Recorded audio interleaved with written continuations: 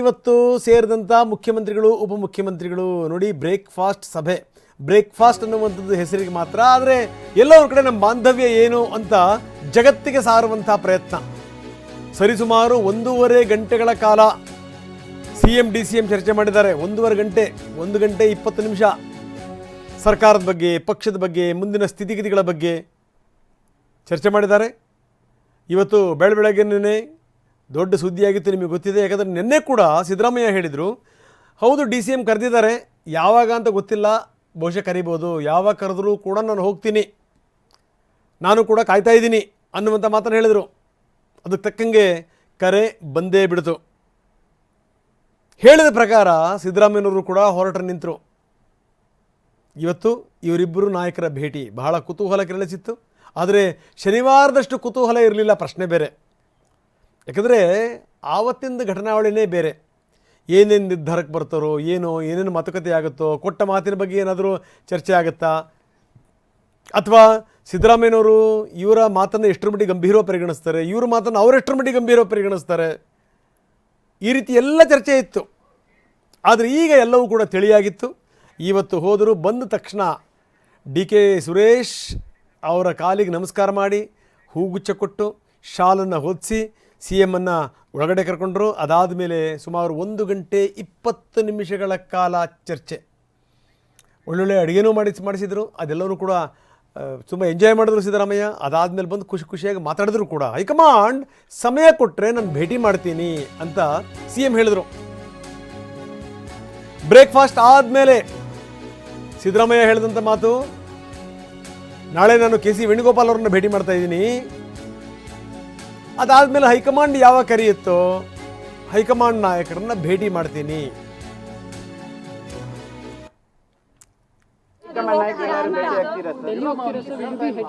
ಸಮಯ ಸಿಕ್ಕಿದ್ರೆ ಅವರು ನಮಗೆ ಅಪಾಯಿಂಟ್ಮೆಂಟ್ ಕೊಟ್ಟರೆ ಭೇಟಿ ಆಗ್ತೀವಿ.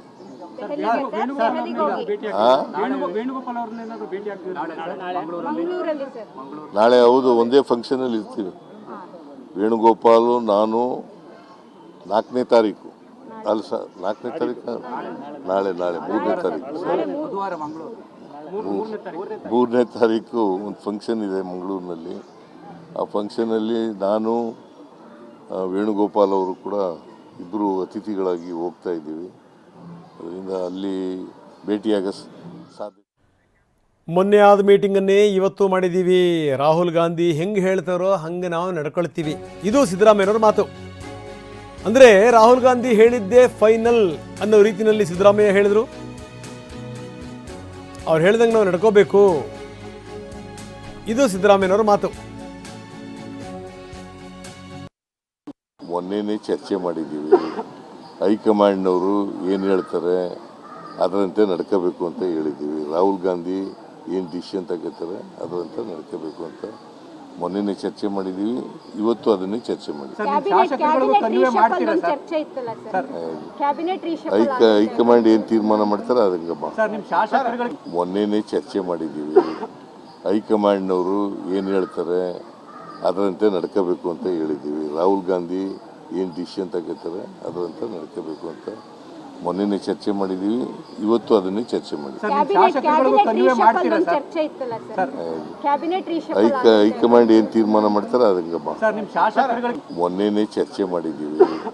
ಹೈಕಮಾಂಡ್ನವರು ಏನು ಹೇಳ್ತಾರೆ ಅದರಂತೆ ನಡ್ಕೋಬೇಕು ಅಂತ ಹೇಳಿದ್ದೀವಿ. ರಾಹುಲ್ ಗಾಂಧಿ ಏನು ಡಿಸಿಷನ್ ತಗೋತಾರೆ ಅದರಂತೆ ನಡ್ಕೋಬೇಕು ಅಂತ ಮೊನ್ನೆನೇ ಚರ್ಚೆ ಮಾಡಿದ್ದೀವಿ. ಇವತ್ತು ಅದನ್ನೇ ಚರ್ಚೆ ಮಾಡಿದ್ದೀವಿ. ಹೈಕಮಾಂಡ್ ಏನು ತೀರ್ಮಾನ ಮಾಡ್ತಾರೆ ಅದಕ್ಕೆ.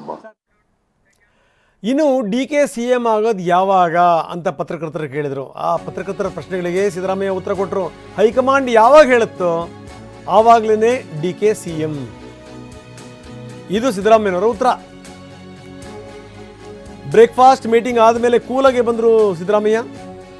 ಸಾಮಾನ್ಯವಾಗಿ ಪತ್ರಕರ್ತರಿಗೆ ಗದರೋದು, ಜೋರು ಮಾಡೋದು ಎಲ್ಲ ಮಾಡ್ತಾರೆ. ಇವತ್ತೇನು ಹಾಗೆಲ್ಲ, ಇವತ್ತು ಎಲ್ಲವೂ ಕೂಡ ಕೂಲ್.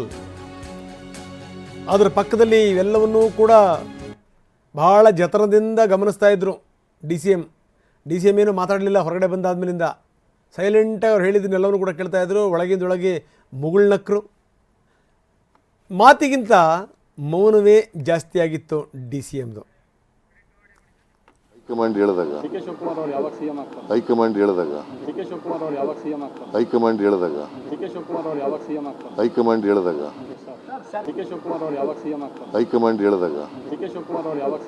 ಹೈಕಮಾಂಡ್ ಹೇಳಿದಾಗ ಹೈಕಮಾಂಡ್ ಹೇಳಿದಾಗ ಹೈಕಮಾಂಡ್ ಹೇಳಿದಾಗ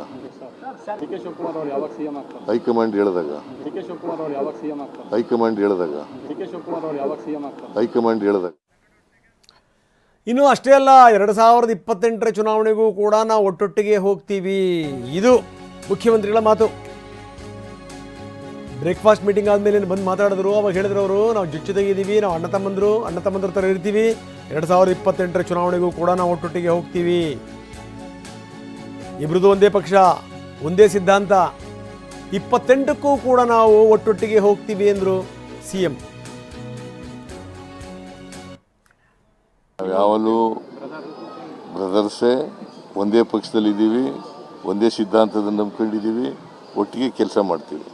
ಮುಂದಿನ 2028ಕ್ಕೂ ಕೂಡ ನಾವು ಒಟ್ಟಿಗೆ ಕೆಲಸ ಮಾಡ್ತೀವಿ, ಅಧಿಕಾರಕ್ಕೆ ತಗೋಬೇಕು. ನಾವು ಯಾವಾಗಲೂ ಬ್ರದರ್ಸೇ, ಒಂದೇ ಪಕ್ಷದಲ್ಲಿದ್ದೀವಿ, ಒಂದೇ ಸಿದ್ಧಾಂತದ ನಂಬ್ಕೊಂಡಿದ್ದೀವಿ, ಒಟ್ಟಿಗೆ ಕೆಲಸ ಮಾಡ್ತೀವಿ. ಮುಂದಿನ 2028ಕ್ಕೂ ಕೂಡ ನಾವು ಒಟ್ಟಿಗೆ ಕೆಲಸ ಮಾಡ್ತೀವಿ, ಅಧಿಕಾರಕ್ಕೆ ತಗೋಬೇಕು. ನಾವು ಯಾವಾಗಲೂ ಬ್ರದರ್ಸೇ, ಒಂದೇ ಪಕ್ಷದಲ್ಲಿದ್ದೀವಿ, ಒಂದೇ ಸಿದ್ಧಾಂತದ ನಂಬ್ಕೊಂಡಿದ್ದೀವಿ, ಒಟ್ಟಿಗೆ ಕೆಲಸ ಮಾಡ್ತೀವಿ. ಮುಂದಿನ 2028ಕ್ಕೂ ಕೂಡ ನಾವು ಒಟ್ಟಿಗೆ ಕೆಲಸ ಮಾಡ್ತೀವಿ, ಅಧಿಕಾರಕ್ಕೆ ತಗೋಬೇಕು. ಇಬ್ಬರು ಕೂಡ ಒಟ್ಟೊಟ್ಟಿಗೆ ದೆಹಲಿಗೆ ಹೋಗ್ತಾರಂತೆ ಡಿಸೆಂಬರ್ 8ನೇ ತಾರೀಕು. ಇದೇ ಮಾತನ್ನ ಮುಖ್ಯಮಂತ್ರಿಗಳು ಹೇಳಿದರು. ಡಿಸೆಂಬರ್ 8ನೇ ತಾರೀಕು ದೆಹಲಿಗೆ ಹೋಗ್ತೀವಿ ಅಂತ ಹೇಳಿದ್ದಾರೆ. ಅಂದರೆ ಆವತ್ತೇ ಏನಾದರೂ ನಿರ್ಧಾರ ಆಗುತ್ತಾ ಗೊತ್ತಿಲ್ಲ. ಅಂತೂ ಇಂತೂ ಡಿಸೆಂಬರ್ 8ಕ್ಕೆ ಸಿದ್ದರಾಮಯ್ಯ ಮತ್ತು DK ಶಿವಕುಮಾರ್ ದೆಹಲಿ ಹೋಗುವಂಥದ್ದು ನಿಶ್ಚಿತ.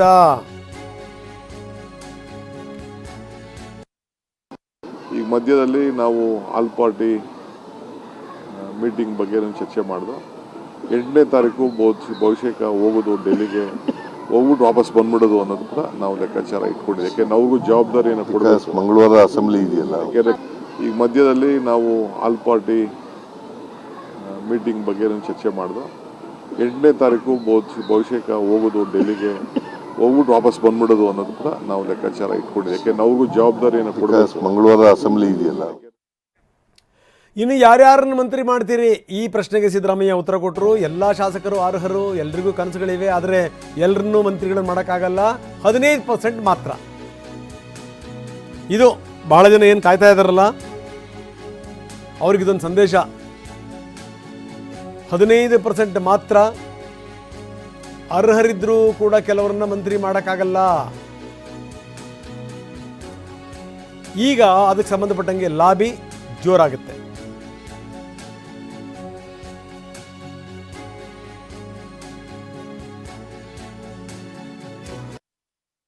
ಎಲ್ಲ MLAಗಳು ಕೂಡ ಸಚಿವರಾಗಲಿಕ್ಕೆ ಅರ್ಹರಿದ್ದಾರೆ ಹೇಳಾಯ್ತಾರ ಅವರು. ಆದರೆ 15% ಮಾತ್ರ ಮಾಡಬೇಕು. ಹಾಗಾಗಿ ಎಲ್ಲರನ್ನೂ ಮಾಡೋಕ್ಕಾಗಲ್ಲ, ಎಲ್ಲ ಅರ್ಹತೆ ಇದ್ರೂ ಕೂಡ ಮಾಡೋಕ್ಕಾಗಲ್ಲ ಕೆಲವರಿಗೆ. ಎಲ್ಲ MLAಗಳು ಕೂಡ ಸಚಿವರಾಗಲಿಕ್ಕೆ ಅರ್ಹರಿದ್ದಾರೆ ಹೇಳಾಯ್ತಾರ ಅವರು. ಆದರೆ 15% ಮಾತ್ರ ಮಾಡಬೇಕು. ಹಾಗಾಗಿ ಎಲ್ಲರನ್ನೂ ಮಾಡೋಕ್ಕಾಗಲ್ಲ, ಎಲ್ಲ ಅರ್ಹತೆ ಇದ್ರೂ ಕೂಡ ಮಾಡೋಕ್ಕಾಗಲ್ಲ ಕೆಲವರಿಗೆ.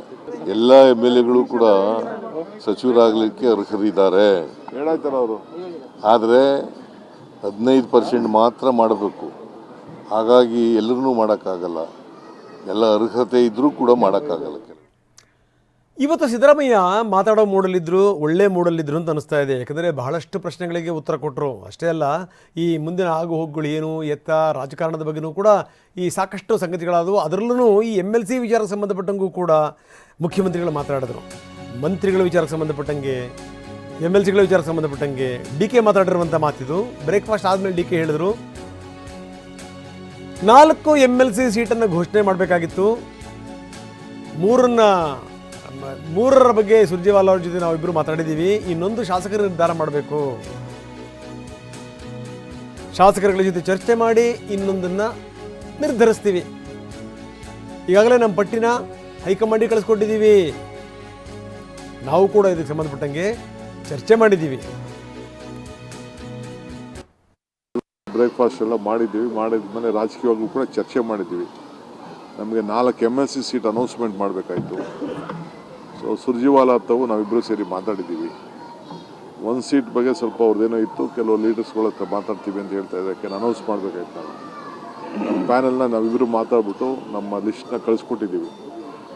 ಆ ವಿಚಾರ ಕೂಡ ಚರ್ಚೆ ಮಾಡಿದ್ದೀವಿ. ಪಕ್ಷದ ವಿಚಾರ ಕೂಡ ನಾವು ಚರ್ಚೆ ಮಾಡಿದ್ದೀವಿ. ಸರ್ಕಾರದ ವಿಚಾರ ಕೂಡ ಚರ್ಚೆ ಮಾಡಿದ್ದೀವಿ. ಅಸೆಂಬ್ಲಿ ವಿಚಾರ ಕೂಡ ಚರ್ಚೆ ಮಾಡಿದ್ದೀವಿ. ಚರ್ಚೆ ಮಾಡಿ ನಾವು ಯಾವ ರೂಪರೇಷೆಗಳನ್ನು ತರಬೇಕು, ಶಾಸಕರಿಗೆ ಏನು ಸಂದೇಶ ಕೊಡಬೇಕು, ಯಾವ ರೀತಿ ಹೋರಾಟ ಮಾಡಬೇಕು, ಅವ್ರು ಏನೇನು ವಿಚಾರಗಳನ್ನು ತರ್ಬೋದು ಅನ್ನೋದು ಈಗಾಗಲೇ ಮುಖ್ಯಮಂತ್ರಿಗಳು ತಿಳಿಸಿದ್ದಾರೆ. ಅವರೇನೇ ತಂದರೂ ಕೂಡ ನಾವು ಎದುರಿಸ್ತೇವೆ. ನಮ್ಮದು ಒಂದೇ ಧ್ವನಿ. ಎಲ್ಲ ಬರೀ ನಮ್ಮ ಪ್ರತಿನಿಧಿ ಪ್ರಸನ್ನ ಈಗ ನಮ್ಮೊಂದಿಗೆ ನೇರ ಸಂಪರ್ಕದಲ್ಲಿದ್ದಾರೆ. ಪ್ರಸನ್ನ, ಭಾಳ ಗಮನಿಸಬೇಕು. ಏನು ಅಂದರೆ ಒಂದು ಸಣ್ಣ ಗಾಳಿ ಅದು ದೊಡ್ಡ ಗಾಳಿಯಾಗಿ ಸುಂಟರ್ ಗಾಳಿಯಾಗಿ ಚಂಡಮಾರುತ ಆಗುತ್ತೆ ಅನ್ನುವಂಥ ಸಂದರ್ಭದಲ್ಲೇ ತಣ್ಣಗಾಗುತ್ತಲ್ಲ, ಹಾಗಿದೆ ಸದ್ಯದ ಸ್ಥಿತಿ. ವಿಪರೀತ ಹಗಲು ರಾತ್ರಿ ಧೋ ಅಂತ ಸುರಿದಂಥ ಮಳೆ ಏಕಾಏಕಿ ನಿಂತಾಗಾದಂಥ ಅನುಭವ ಇದೆಯಲ್ಲ, ಆ ಥರ ಆಗ್ತಾಯಿದೆ ಇವತ್ತಿನ ರಾಜಕೀಯದ ಸ್ಥಿತಿ.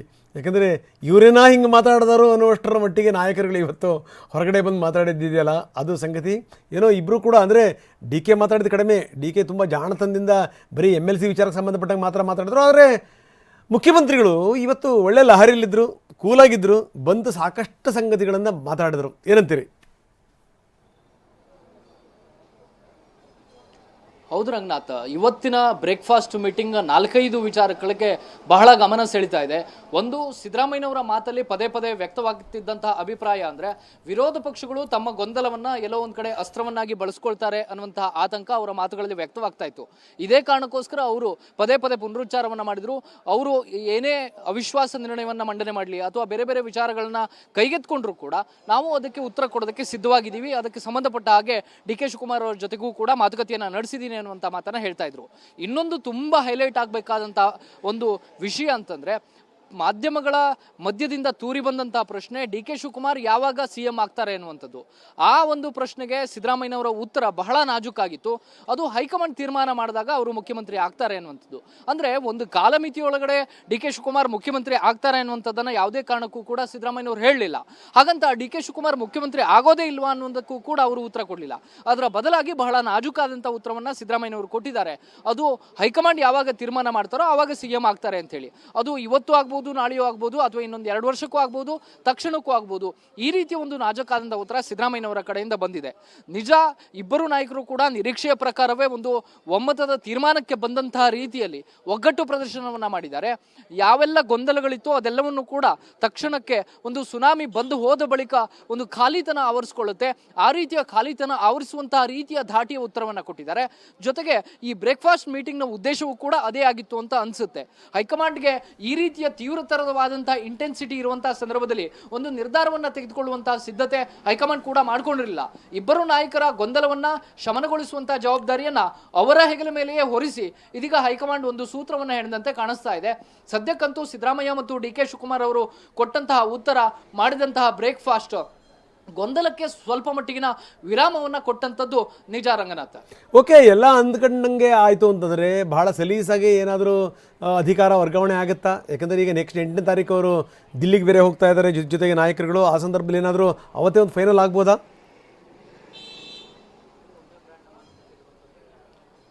ಡಿಸೆಂಬರ್ 8ನೇ ತಾರೀಕು ಎಲ್ಲ ನಾಯಕರು ಕೂಡ ದೆಹಲಿಗೆ ಹೋಗಬೇಕು ಅಂತೇಳಿ ಸದ್ಯಕ್ಕೆ ತೀರ್ಮಾನ ಆಗಿದೆ. ಅಂದರೆ ಅಲ್ಲಿ ಸರ್ವಪಕ್ಷ ನಿಯೋಗವನ್ನು ಕೊಂಡೊಯ್ದು ಎಲ್ಲ ರಾಜ್ಯದ ಸಂಸದರ ಜೊತೆಗೆ ಒಂದು ಸಭೆಯನ್ನ ಮಾಡಬೇಕು ಅಂತೇಳಿ ಸದ್ಯದ ಪ್ರಾಥಮಿಕ ಹಂತದ ಚರ್ಚೆ.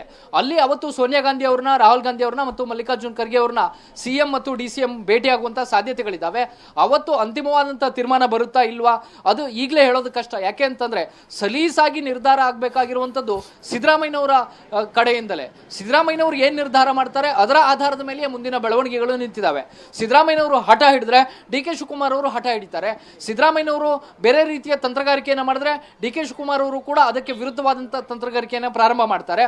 ಸಿದ್ದರಾಮಯ್ಯನವರು ರಾಹುಲ್ ಗಾಂಧಿ ಅವರ ಮಾತಿಗೆ ಬೆಲೆ ಕೊಡದೆ ಹೋದ್ರೆ ಮಾತ್ರ ಬೇರೆ ಬೇರೆ ರೀತಿಯ ಬೆಳವಣಿಗೆಗಳಾಗಬಹುದು.